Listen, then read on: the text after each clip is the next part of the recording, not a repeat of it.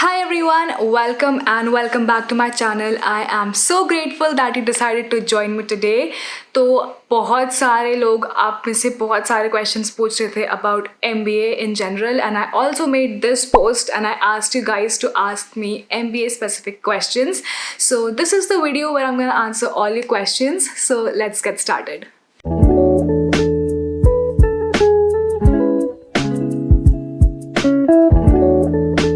Okay, so I have all the questions on my phone right here. So I'm going to start answering from the first question, which is what is MBA and what are the requirements to do MBA? So MBA is a master's degree. It is a postgraduate degree, master's in business administration. So basically ये एक master's degree है business में, and the requirement is that you need to be a graduate.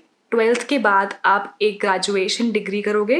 जब वो पूरी हो जाएगी then you can go for your masters degree which is MBA. So you can be BCom, BBA, BTech, BSc, MBBS, no one cares. अगर आपने कुछ और भी कर रखा है, MTech या फिर कोई और भी मास्टर्स कर रखी है, पोस्ट ग्रेजुएशन कर रखी है, doesn't matter. As long as you have one graduation degree you can go for MBA. और basically you are taught in MBA की बिजनेस कैसे संभालते हैं और स्टार्टअप्स कैसे बनाते हैं, and basically operations, finance, marketing, वही सब जो रिलेटेड होता है एक बिजनेस को संभालने में, that is everything that is taught in MBA. So the next question is, which entrance exam did you give? So I gave a lot of entrance exams. लोगों को लगता है कि MBA के लिए सिर्फ CAT होता है. नहीं, CAT के अलावा there is ZAT, NMAT, SNAP, CMAT. There are a lot of exams. So I would highly recommend कि आप सिर्फ CAT एग्जाम के ऊपर डिपेंड मत करो, क्योंकि बहुत सारे एग्जाम्स और ऑलमोस्ट सारे कॉलेजेस एक एग्जाम से ज़्यादा तो लेते हैं. IIMs को छोड़ दें तो IIMs only accept CAT score. उसके अलावा other colleges accept a lot more entrances. तो CAT के अलावा भी बहुत सारे एंट्रेंस होते हैं. अभी मैं जिस कॉलेज में पढ़ रही हूँ, I got into that college based on my NMAT score. So yeah, that is it. Okay, so the next question is CAT exam very tough for a commerce student who is weak in maths, and can a non-math student do MBA? Okay, first of all, anyone can do MBA. ज़रूरी नहीं है कि आपके पास maths होनी ही चाहिए. It is not a compulsion, as I told you. You just need to have a graduate degree. I think कि CAT exam is very tough for a student who is weak in maths, because I personally am very weak in maths. तो अगर आपकी maths खराब है तो आपको बहुत ज़्यादा मेहनत करने की ज़रूरत है maths में, क्योंकि the maths section, the CAT exam is obviously very very tough. और मेरे को सबसे ज़्यादा problem DI which is data interpretation और quants section which is maths, इन दोनों में ही आती है, जिसकी वजह से मेरे मार्क्स थोड़े काफ़ी ख़राब हो गए थे.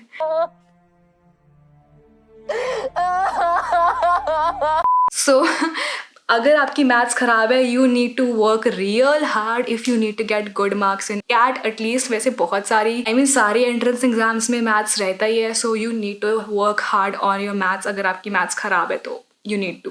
Okay, so the next question is, how hard is accounts going to be for someone who hasn't taken commerce? Okay, now I did not have commerce in school. I had science in school. और जब मैंने अपनी graduation में BBA लिया, which is bachelor's in business administration, मेरे दिमाग में accounts नहीं घुसती थी, मेरे दिमाग में finance नहीं घुसती थी. But the thing is, आपको स्टार्टिंग की 1-2 महीने प्रॉब्लम होगी, but it depends on your interest. और अगर आपको पास होना है तो you would have to obviously study. और आप पढ़ोगे तो आपको समझ में आ जाएगा. ऐसा कुछ रॉकेट साइंस नहीं है. बट हाँ, स्टार्टिंग में आपको प्रॉब्लम होगी, बिकॉज ऑब्वियसली अगर आप किसी और फील्ड से किसी दूसरी फील्ड में जाते हो आपको प्रॉब्लम होती है. ऐसा कुछ कंपल्सरी नहीं है कि आप कॉमर्स या MBA में आओ तो ही प्रॉब्लम होगी. तो फील्ड चेंज करने में ऑब्वियसली प्रॉब्लम होती है. So accounts and economics, I feel इन दोनों में थोड़ी प्रॉब्लम मुझे हुई थी, और नॉन कॉमर्स स्टूडेंट्स को हो सकती है. बट आई हैव सीन कि जो साइंस स्टूडेंट्स या फिर नॉन कॉमर्स स्टूडेंट्स होते हैं, they also perform really good and get really good marks. So ऐसा कुछ भी नहीं है कि if you are a non commerce student तो आपका कुछ नहीं हो सकता MBA में.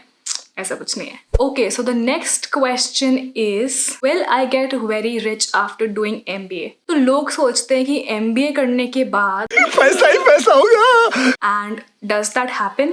नहीं. Well see the thing is, जैसे लोगों को पहले लगता था कि इंजीनियरिंग करके इंजीनियर बन जाओगे तो बहुत पैसा हो जाएगा, आज इंडिया में बहुत सारे इंजीनियरिंग कॉलेजेस हैं और बहुत सारे लोग इंजीनियर भी हैं, तो ऐसा नहीं है कि हर इंजीनियर को बहुत ही अच्छा पैकेज मिलता है। वैसे ही आज MBA कॉलेजेस बहुत सारे इंडिया में और काफी सारे MBA ग्रेजुएट्स भी हैं, तो it totally depends on first आपने कहाँ से MBA किया है। अगर आपका कॉलेज अच्छी प्लेसमेंट्स लाता है and you are able to get that good placement, then yes you can have a good starting salary.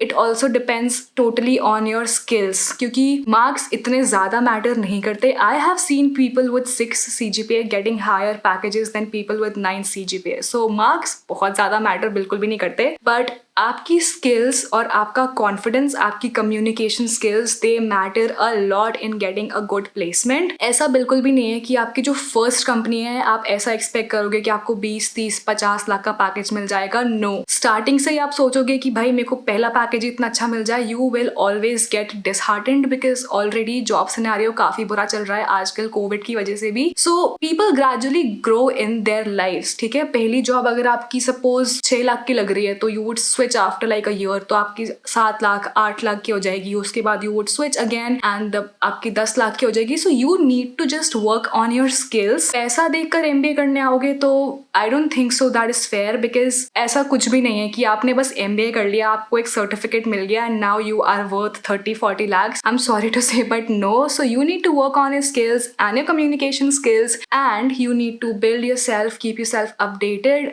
And hope for the best. कर्म करते जाओ, फल की चिंता मत करो, सब कुछ भगवान पे छोड़ दो। And yes, that was the answer. Okay, so the next question is things an MBA student must do. तो मुझे लग रहा है ये MBA स्टूडेंट का है, MBA एस्पिरेंट का नहीं है। तो पर्सनली मेरे से पूछो, an MBA student should sleep जब भी टाइम मिले, क्योंकि वैसे ही इतना हेक्टिक रहता है ना, सोने वोने का कुछ टाइम नहीं मिलता। तो जब टाइम मिले तब सो जाओ। Okay, sleep. So the next question is what to do after MBA and how to apply for a job. तो जैसे हर डिग्री के बाद होता है यार, if someone for placement comes in a college, अगर कोई कंपनी आ रही है तो well and good if you get placed there, और अगर नहीं होता तो you apply outside, send your resumes, give interviews, the process which everyone follows after doing any degree. Okay, so the next question again जो काफी लोग पूछते हैं is which specialization are you pursuing? So अभी मेरा first year खत्म हुआ है, अभी मेरी internship चल रही है, और second year में you choose what specialization you want to pursue. So I have chosen my subjects, so I think I'll be doing my major